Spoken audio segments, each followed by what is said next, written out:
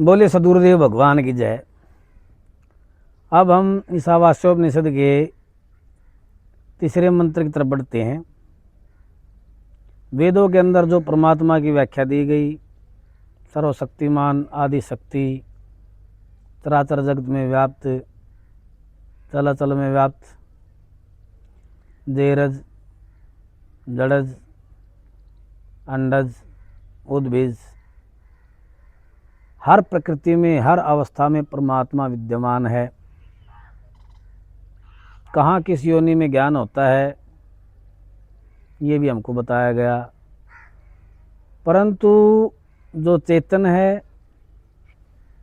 जो देव है, उसको भी अगर परमात्मा का ज्ञान नहीं होता है तो उसको भी असुरी शक्ति के अंदर ही गिना जाता है। ऐश्वर्या नाम ते लोका अंधेन तमसावृता तांस्ते प्रेत्या विगच्छन्ति ये के च हनो आत्मन जना। जो असुर संबंधी जो लोग हैं वो लोग अदर्शन रूप अज्ञान के कारण अंधकार से ढके हुए हैं और तान उन लोगों को प्रत्यय प्राप्त करते हैं, अधिगच्छन्ति चले जाते हैं, तांस प्रत्यय विगच्छन्ति उन लोगों को चले जाते हैं। कौन? ते माने वे लोग, ये कहते आत्मनो अनो जनः, जो अपने आप को मारने वाले हैं, जो अपनी आत्मा का विनाश करने वाले हैं।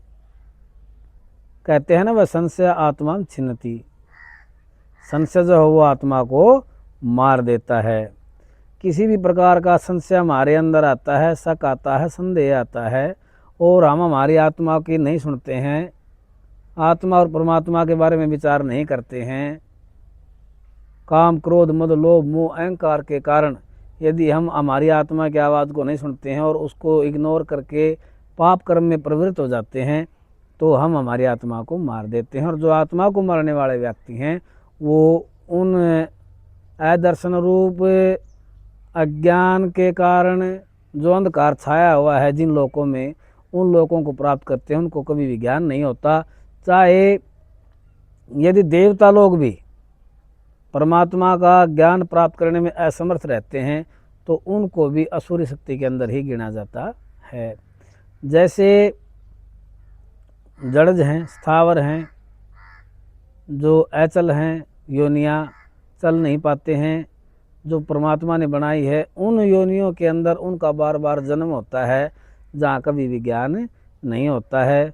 जो अज्ञान के कारण ढके हुए हैं, जो आदमी अपने आप को मारने वाले हैं, अपना स्वार्थ सिद्ध करने वाले हैं और जो परमात्मा को जान करके इग्नोर कर देते हैं, जान करके भी नहीं जानते हैं, जो देख करके भी नहीं देखते हैं, जो सुन करके भी नहीं देखते हैं,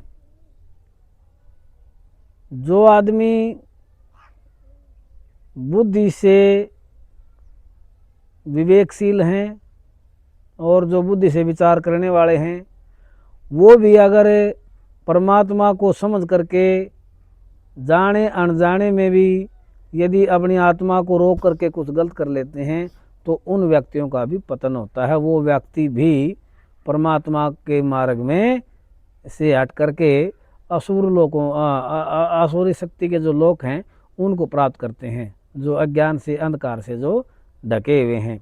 इसीलिए हमेशा व्यक्ति को अपने आत्मा के बारे में विचार करते हुए अपनी आत्मा से जुड़ते हुए रहना चाहिए और अपनी आत्मा को कभी भी न मरने दे।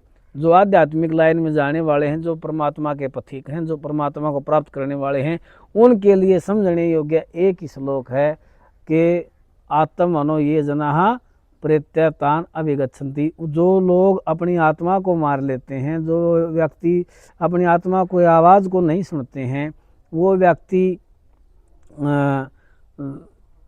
अज्ञान से ढके हुए लोगों को प्राप्त कर लेते हैं, अर्थात उनकी जो चेतन शक्ति है वो समाप्त हो जाती है, उन्हें ज्ञान नहीं होता और वो बार बार जन्म मरण के चक्कर में पड़े रहते हैं।